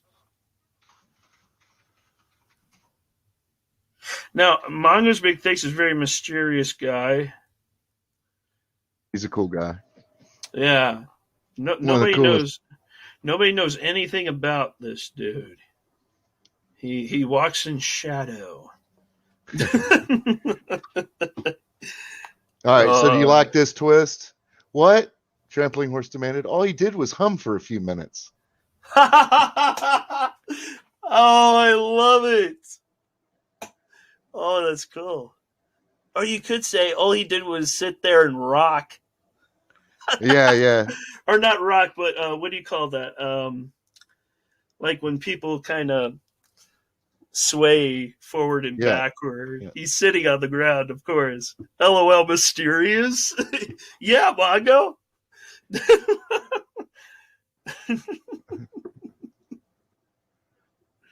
All he did was hum for a few minutes, rocking back and forth.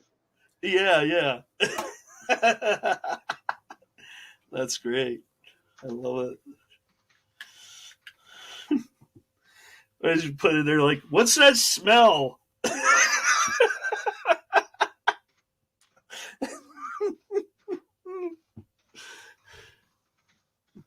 As I said, the old man said,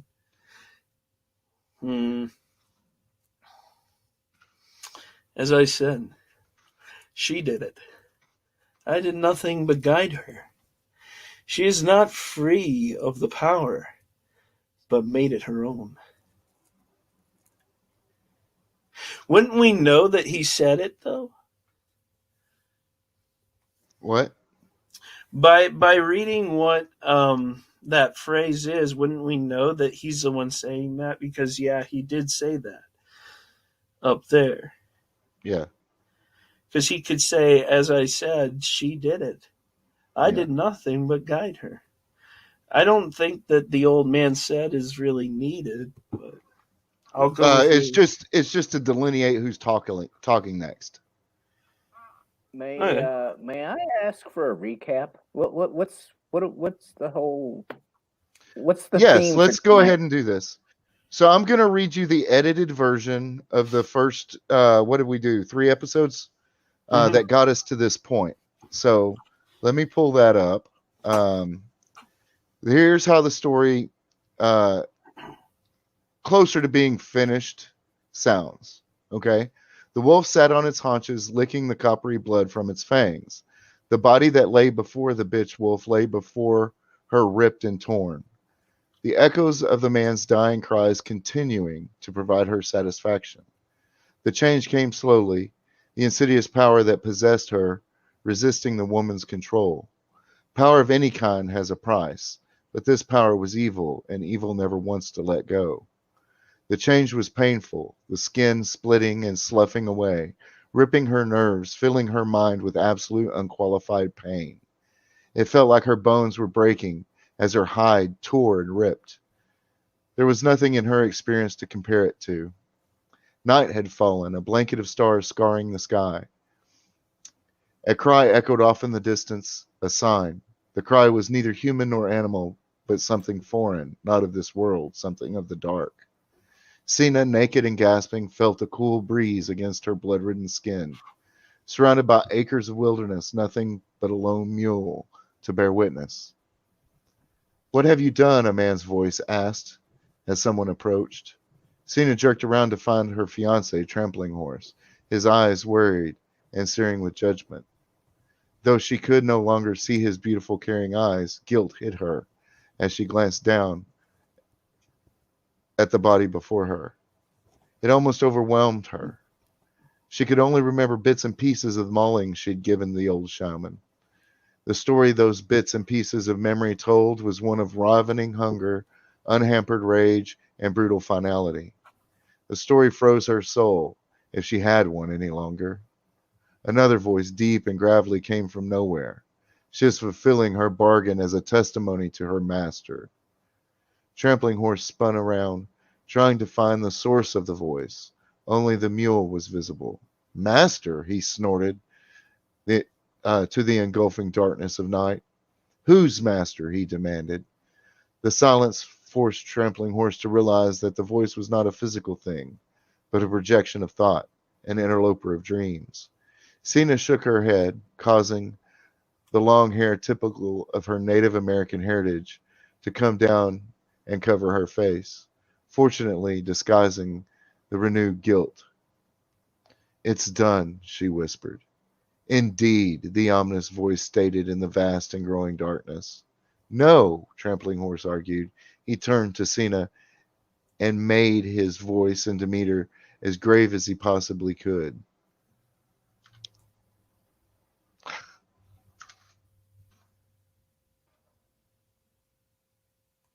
Get rid of it. He placed his rough hands on her shoulders. Skinwalking is the witchery way. It is evil and will demand more and more of you. The inhuman laughter of the detached voice rose and then faded away. Sina wouldn't look up into his eyes even if she could have. Give it up? She shook her head again and motioned toward the direction she remembered the body of the old shaman. Look at what I've done. The power. She paused, thinking. We can use it. Get us off this damn res. We can finally get out from under the thumb of Samuel in that damn casino. She had another moment to calm herself inside the eternal darkness she had been banished to. And when I am changed, she finally brought her head up so he could see her milky eyes. I can see again. Trampling Horse looked into her damaged eyes and shook his head in turn. The witchery way is evil, Sen. You cannot use a power like that for good. We are too corruptible. She sneered, something that caused Trampling Horse to take a step back. Is it? She asked with anger and heat in her voice. Or is it the ones who use the power for evil? Like guns, it isn't the gun, it's the person. She bowed her head again and lowered her voice so that it was almost a whisper. Why give up something I've been trying to find my whole life? Power over my own destiny. Even though he knew she couldn't see him, he raised his hands in mock surrender. Will you come and talk with Walks' spirit? You don't fucking understand, she growled. You can see it all, everything I took for granted. You get to see the gold of the morning light, the green of the clover and grass, the deep blue sky marred only by the occasional big fluffy clouds. She reached out for him, her lover, her friend, her partner. I can't even see the person I love most in my life. He placed a hand back on her shoulder. Then let us go to Walks with Spirit. Perhaps things have changed and he can help you now. I don't know. He said he couldn't fix it before. What could have changed? Sina asked. Is your sight worth losing everything you have? He asked her gently. He picked her head up gently, taking her chin in his hand, his touch smooth and caring. Even me? Sina didn't answer him. Her milky eyes went wide, even more, if possible, unfocused. She began to shake her head, but then remembered the blood, the cries for mercy she had not heeded, and even her own overwhelming hate. The craving to shift again almost took her completely, but she managed to force it away. Memories followed the little she could recall from the attack. Memories of the oaths she and Trampling Horse made to one another, the love they shared, the paths they had taken together, the laughter, the love, and fun they shared. They lived in poverty, but Trampling Horse almost made her forget the poverty. Almost. Okay, she said, her tone feeble, and then let him lead her away, the skin of a wolf gripped in her trembling hands. The lone mule watched the pair leave the field from the shadows of the trees. If a mule could have expressed an amused expression, the one that watched them go would have. And then we go back up here and we'll just start. The old man sat cross-legged on a patch of bare earth that was little more than a sandstone patch. Without even opening his eyes, the gravelly voice commented, Sit. Walks with Spirit waited for them to get comfortable. Then he spoke. You have your revenge? Sina looked up, startled. How? But he held up a hand. Do you think you can walk on the Holy Land bearing the evil you do without someone noticing? He said, his eyes still shut. A snort sounded from the direction of Trampling Horse. Cena's anger flared. And what have you done, old man? What did the elders do? He took my eyes, and what was the consequence? He was stripped of his responsibility, child. His job, his place among us, to be destitute forever, a living punishment you have released him from, the old man stated, his harsh voice unforgiving. Sina was silent. She had never thought about it that way. I had to do something, she finally murmured. Walks with Spirit opened his eyes, and though she could not see them, there was sympathy there. I do not blame you, child, he expressed, the sympathy with his voice, since she could not see it. But the bargain you have made will destroy us all. What can we do to get rid of it? Trampling Horse asked. The old man turned to him. That depends. On what? Trampling Horse demanded, frustration noticeable. The old man turned to Cena, his eyes locking on to her. Whether she wants to let it go or not. And why should I? She asked. I have the power to protect myself now. I have the power to protect us all. Why should I not use it? Walks with Spirit shook his head sadly. Because of where it comes from. Because of what it will turn you into. Because what is wrong is always wrong. Evil is always evil. Can you give me back my sight? Can you do that? Because I'm willing to stay a wolf or bear or bird if I can see, Cena said. The old man's voice became startled. Is that what you think this will turn you into? Is that truly what you believe? He was dumbfounded. She just sat silently. This monster you have bound yourself to will make you like a mirror of itself, and then, when your usefulness is done, will throw you away to become a blind, unthinking creature that feeds on human flesh. He growled. Is that what you want? Of course not, she said, her voice shocked. Walks with Spirit closed his eyes and nodded. Then let us try.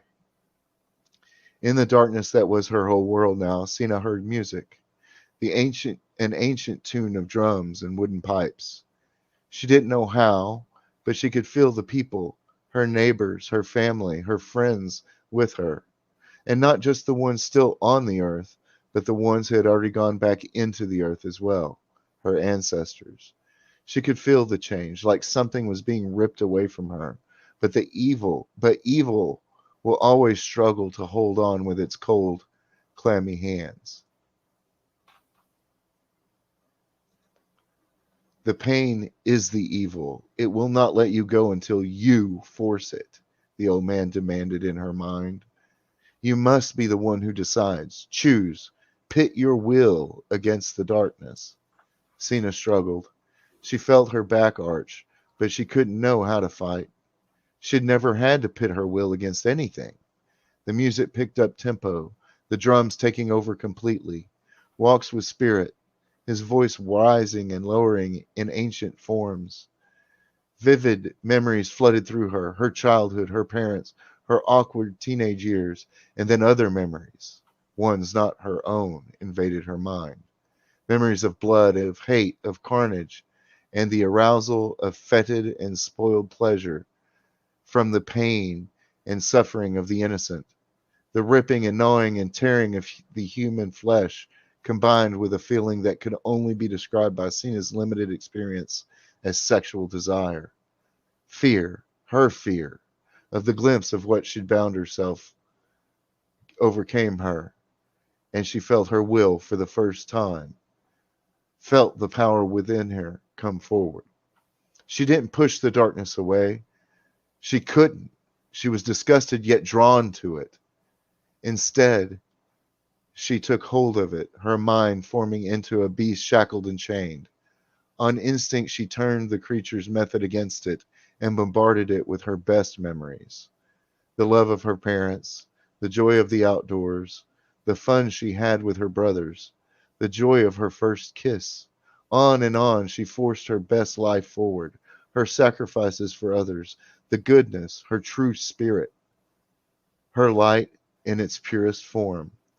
She knew not how long she sat there, but when she opened her eyes, she could see the smiling face of the old man, walks with spirit. You said it couldn't be done, she cried, tears streaming down her face. I said, he smirked, I could not help you. This was you. What? Trampling Horse demanded. All he did was hum for a few minutes, rock back and forth. As I said, the old man said, she did it. I did nothing but guide her. She is not free of the power, but has made it her own.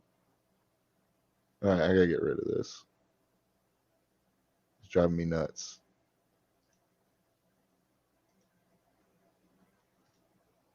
All right. So what do you think so far? I think it's amazing. It's really good. Really, really good. Did you fall asleep? Okay. Who, me? Yeah. No, I so you're telling a story about I'm not telling it. Most of this was made up by the community. Especially the first part. He just kind of edited it and shaped it to what it sounds like now. Yeah. We all added to it. Yeah. Well, but I mean, it's a story of. Yeah, it's just a little. I mean, is she like a skinwalker? Werewolf or kind of. Skinwalker can. What a skinwalker does is it kills an animal and takes its skin, and whatever skin it takes, it can use that skin to transform into that creature. So, like, if, for example, she skinned a dog, she could use the skin to become a dog. Same thing with the wolf, coyote. Yeah. That's why there was that line where she could be a wolf or a bird or whatever, and if she could see, she'd be happy. Yeah. Well, like what is it? That Skinwalker Ranch story. You know, it was like a giant wolf or whatever that came to the Skinwalker in almost every Native American tradition is their boogeyman. Yeah. So it's just how it ended up. I mean, the names were even given to us by the chat. So when we began writing this, we had no idea what we were doing, where it was going. So I think it's, considering that, I think it's turning out very, very good. What do you think? Yeah, no, it sounds. I mean, it may not be the subject matter. I don't know. I don't know that I could. I don't know that I could do that like on the spot or anything, you know. Yeah, and that's why it is in the shape it's in, is because we've done it on the spot. It needs to, like, once we're done, I'm going to put it away probably for a couple of weeks and then go back and edit it again and make sure it flows a lot better than it currently does. Mm-hmm. And then I'll record it and put it on the channel. Or I'll probably have Jay do the recording of it. Right. Oh, cool. Well, I guess what I mean to say is like if I had, like an idea in my head, I could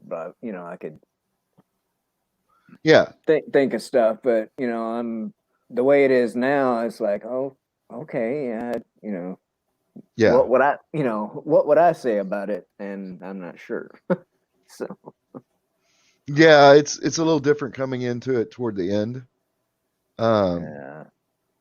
But basically what we did, like I said at the beginning of the stream, is unconsciously did a hero's journey. You know what I mean? Mm. So you have somebody who's changed in the supernatural and doesn't understand it. She goes to a teacher for help. She gets changed in a supernatural way. Mm-hmm. And becomes kind of a hero figure because she's going to be able to use this power that she changed in order to protect her people.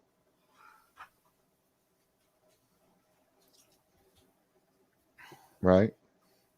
Mm-hmm. Okay.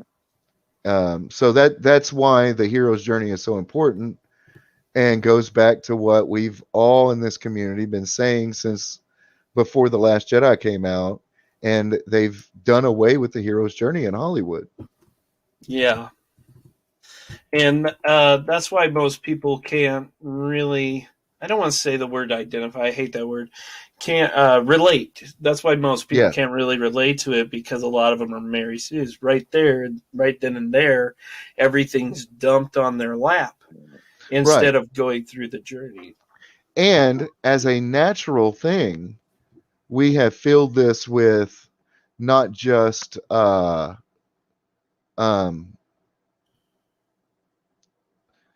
hero's journey, but she struggles throughout this whole thing, right? Mm-hmm. So she's definitely not a Mary Sue. She has power, but she couldn't control it, and it hurts her, and she didn't realize what she was doing, and people are against her. She's not a Mary Sue. Yeah. And that was out of net. They had to make, when you make a Mary Sue, you do it on purpose. Mm.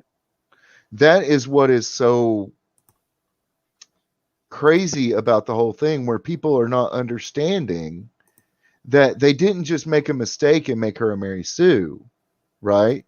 Yeah. They did it on purpose. So, I mean, which, I mean, you want your you want your character, your to be relatable, your hero or whatever. You want them to be badass. You do, but you want to be able to fit yourself into them, whether they're a man or a woman or whatever. They're the hero. You want to be able to fit and relate to them. If they don't have a struggle you can relate to, you're not going to care about that character. Right. Even your favorite superheroes, they go through struggles, and they go through that hero's journey we talk about. Like with Superman, Kal-El coming from Krypton, he lost everybody. He didn't even know his family. Most people can relate, not everybody, but most people could relate if they are adopted, and they go adopted and they lose a father, or they lose a father figure, they lose a mother figure. Either way, then they're thrust into this different world after they find out. And the fact that he is raised as an only child, just exemplifies the metaphor even more, right? So he is the last child of Krypton and an only child of his family. Yeah. Well, I mean, as far as that goes, wasn't it like implied that what is it, Jonathan? Yeah, Jonathan and Martha. Wasn't it implied that they couldn't have children of their own? Right. So, yes, exactly. Yeah. So he, Kal-El was like a blessing, from above. Yeah. Exactly. And then like in Smallville, they went off script and made up this story that I really like Smallville though.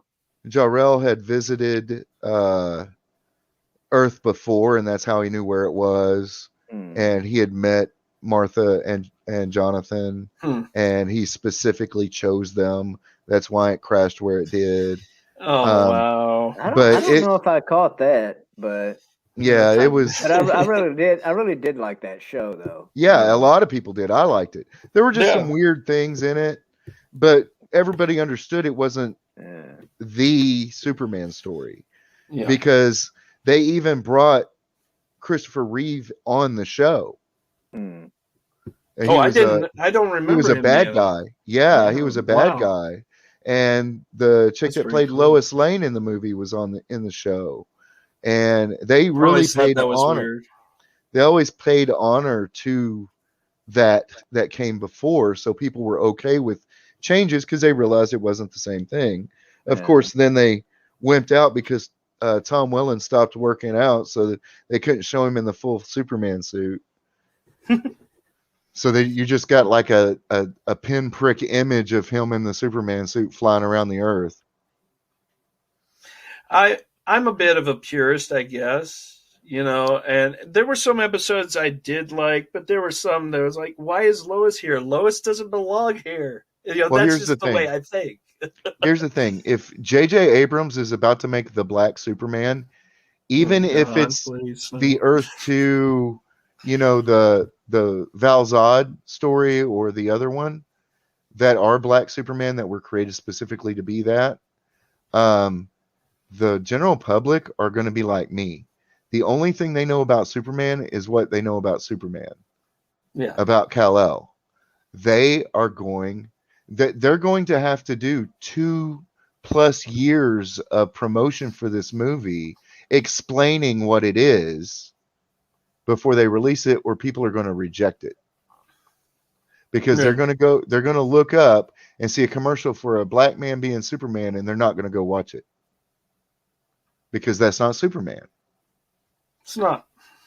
And not because of race or anything, just because that's not Superman. Right.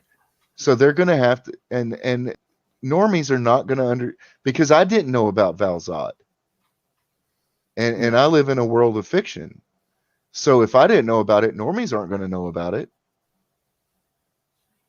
Right. They're going to think it's Kal-El. So they're going to have to make sure and promote the heck out of this. Their promotion budget is going to go up because of that, you would think, logically. Yeah. But see, that's not the way that Hollywood thinks, though, either. No. It's exactly. I honestly believe that the creatives have taken over Hollywood, and all the bankers are just nodding their head, being yes men, because they're looking at parrot analytics, which isn't telling them the truth. Well, let's make everybody black and let's make everybody a woman. Yeah. Because the biggest portion of the world's going to relate to that. Because hey, Mary Sue's, it's good. They like strong people. Right. And all right. I mean, there's got to be more to it than that. Absolutely. So, can you see this here? Did that share correctly? I'm sorry? Oh, wait. Oh, never mind. It didn't come up that I could do that. Oh, okay. Oh, 1 second. There we go. Got a template here. It starts in the ordinary world. Call to adventure. So they go on that journey. Then they refuse to call. But then they meet up with a mentor who's kind of pushing them. No, you need to go. You need to do this. You can do this. Then they cross the threshold, taking their first steps. They're tested by both allies and enemies. Mm-hmm. Then they approach the apex of their journey. Then they deal with death, come back, rebirth, or something changes them. Now, right here is what's interesting is that's what you get with characters like Gandalf. Yeah. And then you come back here, reward, seizing the sword, or seizing whatever it is. Getting their reward. Yeah. Then we're back on the road. We're back on that journey, coming right back around. Now, a resurrection story, showing people that you actually exist, that you're still alive, and then you return with whatever fixes the problem. Yeah. And I think that's so basic and it's beautiful, and I definitely think that works. Yeah. Definitely. Yeah, and that's pretty much what we did here. Les Missouri. Robert says Zod Val Zod from Les Missouri. That's funny. Okay. That's great.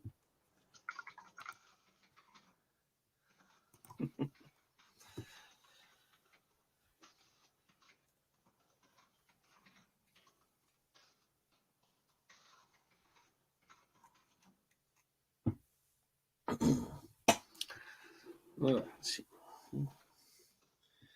In the dark, the man once called Samuel stood.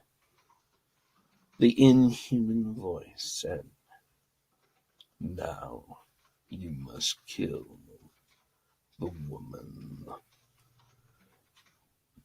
to seal our pact."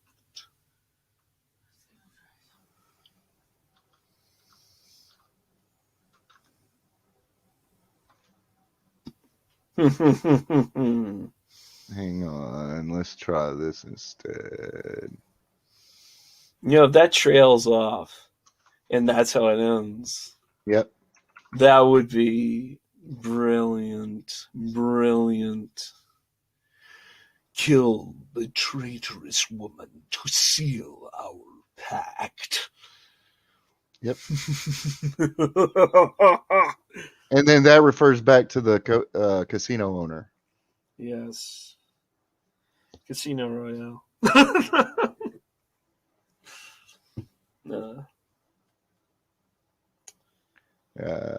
I think it'll sound better this way. In the dark, a man once called Samuel stood. The inhuman voice said, "Now you must kill the traitorous woman to seal our pact." That's great. Because that tells you all you need to know. Yep. Comes right full circle right there. At least mostly. Mm-hmm. And then it leaves it open so I can tell more stories in that universe. Yeah. There's definitely a sequel that the community created. That could be created here. Yeah. Right? Yeah. So I hope you guys enjoyed that. I know I did. I mean, that was really good. I think it turned out well. But I'm gonna post it in the Twitter thing, and then, like I said, in a couple of weeks I'll pull it back out, and I'm gonna edit it probably in a couple of days just so that I can reread it at the beginning of the next week's stream, and then I'll put it away, and then I'll send it over to Jay to record a voiceover, and then he can send it back to me, and I can put it on the channel, and then you guys can hear a finished product that you helped create while we're working on the actual superhero story we do next. Can't wait to do that. That'll be cool. Yep. So I need to end it here. I got to go pick up my kid. We went over a little bit, but I always have a hard time ending streams, don't you guys? Yeah. Anyway. Definitely. Might go on for hours sometimes, not knowing what to say. All right. Well, good night, everybody. And like I always say, your life is your story that you're writing. Make sure it's a great one. Have a good night.